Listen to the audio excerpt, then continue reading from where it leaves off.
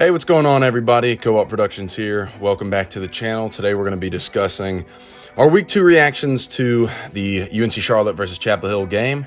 So this game took place at what was supposed to be 7 o'clock on September 6th, but due to lightning in the area, we had a weather delay of about half an hour, so kickoff started at about 7:30. So going into the game, the Tar Heels were favored at 16.5, so they ended up covering that spread. The money line was minus 850 to Chapel Hill, plus 570 to Charlotte, and last night broke a attendance record in J. Richardson Stadium with 19,233 fans. So Saturday night's game ended in Chapel Hill's favor as they marched down to Charlotte and defeated the 49ers 20-3, which marked the first win of the Bill Belichick UNC Chapel Hill era. To start Chapel Hill's first drive, they had a scripted drive similar to what we saw in the first drive of the TCU game.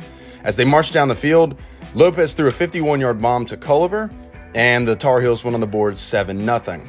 After an uninspiring Charlotte drive, we punted the ball back to the Tar Heels, and they drove back down the field, only for Trevion McGee to have an incredible pass coverage play, and the Tar Heels were forced to kick a field goal, going up 10-0. After another uninspiring drive from the 49ers, we had a great 4th-and-1 stop, which led to a turnover on downs in Charlotte's favor.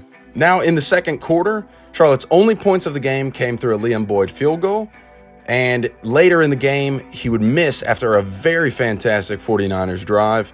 He missed a chip shotter, which really took the momentum out of the game.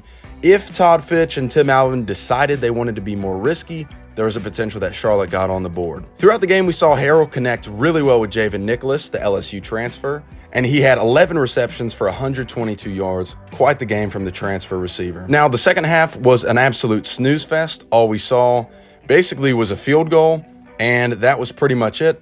So let's get quickly into the stats from the game. Connor Harrell had a much better game compared to what we saw against App State.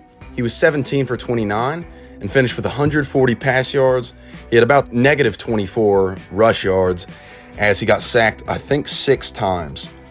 It was a very rough game from CJ Stokes. He had 10 carries for 7 yards. Overall, that kind of sums up Charlotte's run game as a whole. We saw Henry Rutledge come back into the squad.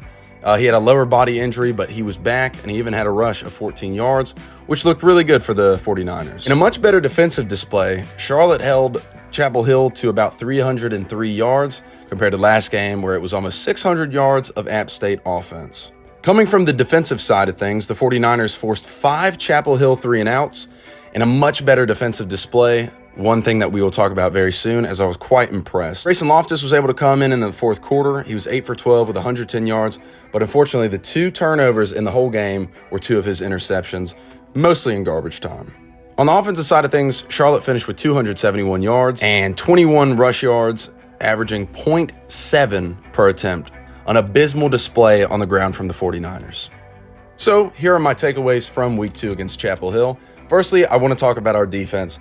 Our defense looked absolutely incredible last night. It was a step above what we did against App State.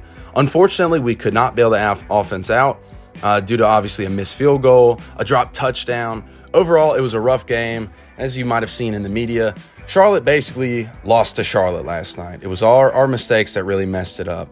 I want to talk about kind of our offense here. To Todd Fitch, this is the American. This is not the MAC. I'm not saying reinvent the wheel, but have some variety. Maybe some RPOs, some slant passes. We're also not targeting our playmakers, our star players. We have, I heard it was 56 transfers, and I just feel like we are not using those guys to our advantage. I think Connor Harrell looked great last night. His legs would need to be utilized. He was very accurate when passing the ball, but why not run the option a little more? Why not do some RPOs? I think a big takeaway from the game is that Todd Fitch needs to improve, our offensive coordinator, and he has had, experience at Ohio State and LSU. I mean, this is Charlotte, but we need to see a variety of play calls, and I really hope we're going to see better next week. I think finally, with Henry Rutledge being healthy, the Charlotte run game might be a little better, and I really do hope to see this. Obviously, that takes us to next week, and next week we play Monmouth at, I believe, 7. It might be 6. This is a must-win game, and if we don't win, there's going to be a massive dialogue started, but I have full faith in the team. If the defense plays like they did against UNC, there's a lot of teams that we can beat, but I need to see a lot more from our offense. If you have any other takeaways, any other comments about the game, please leave them in the comment section below.